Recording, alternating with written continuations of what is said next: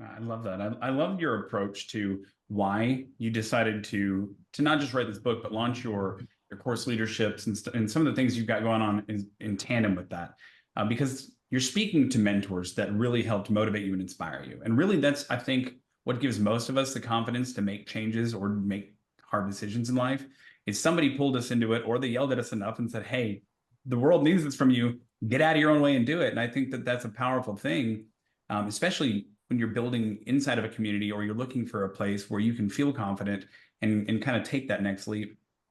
And, they always say that, I'm an overnight success, only 10 years in the making, right? But I think it goes a little bit further than that. It's you're on the shoulders of your mentors. You're on the shoulders of everybody you're surrounding yourself with.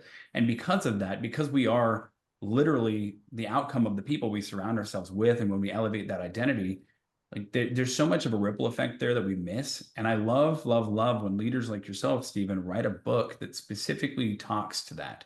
And I'm going to draw a lot of parallels on your book too. I think your book does speak to real estate investment, but there's a lot of parallels in there to the American dream and running your own business and controlling your own time, right? Because really that's what it's all about.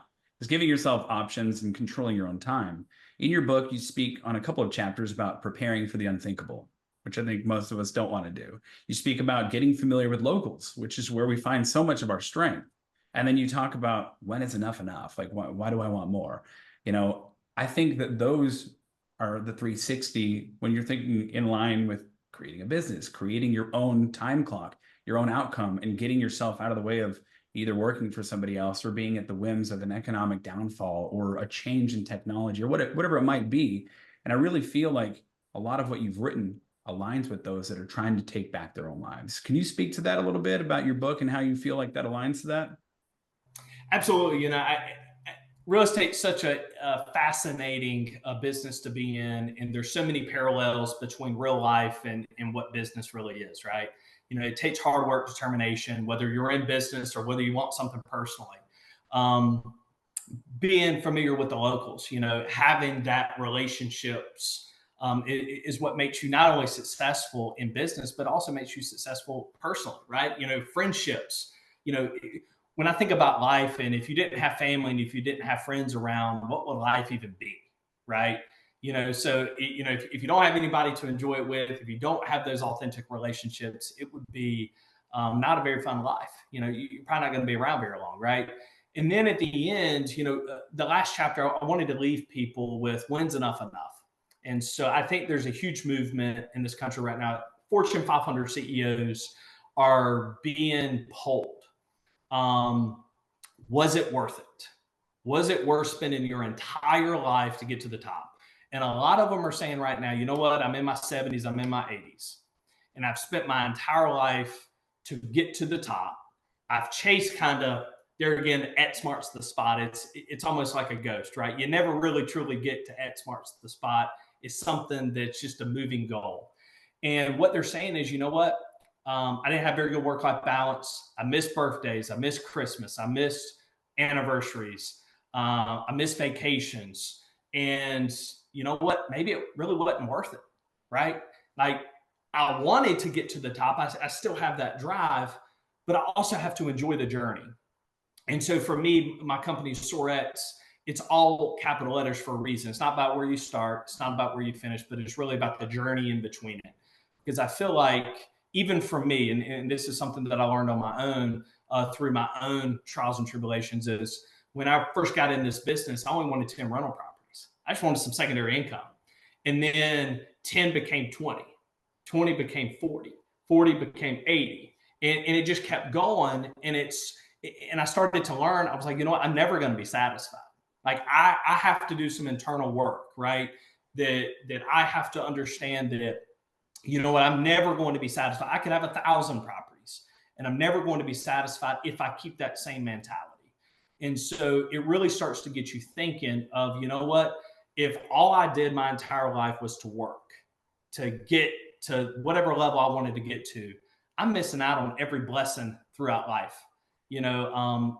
There's things that you want in life, especially personal, whether it's family, whether it's friends, and different things that you can do, and things that you thought about years before you actually currently have, but you're so fixated on what can I have next? And so that's really what that chapter is about. And for me, I have a saying that I don't live to work, I work to live. Meaning, I don't get up every day, oh, I'm excited to go do this just to go to work. Like that's not why I do it. I do it because I want a better life. And so I want to be in a position where, I can better my friends, I can better my family. If I want to go see my friends that live in Tennessee or Mississippi or Florida, I can go do that because that makes my well-being better. But I don't do this just to accumulate a bunch of stuff just to give it away when I die, right? And I think that's a huge mind shift change, where there's some people that says, you know what, I just want to accumulate a bunch of stuff to give to my kids when I pass away. But for me, why do that? Like, why do you get to spend your entire life to accumulate all this stuff just to give someone else, and that other person's going to enjoy it? Why aren't you enjoying it? And so, perfectly okay to have huge dreams and admirations, but enjoy the journey when you do it. Don't get so caught up on, hey, I got to get to this X marks the spot, because you're not going to be very happy. I wasn't very happy, right? When I was like, you know what, it's just a constant roller coaster of like, all right, I got to 50 units. Well, I really want 60 units, so you're just never satisfied. And so when you start looking inward and you start doing some work with yourself, you start to really appreciate life and appreciate the blessings that you do have, because really life's really all about perspective, right? So, the way I start comparing this is, all right, you have to compare yourself to something. Don't compare yourself to someone else, because you're certainly not going to be satisfied. But think about, for me, I thought back to my early 20s. If you would have told me when I'm 35 years old, I'd have several hundred rental units, I'd flip houses, I'd loan money, I'd write a book, I would launch a business coach business, would I be satisfied? Would I be proud of myself? Absolutely. But when you're in it right now, it's like, hey, I could do more.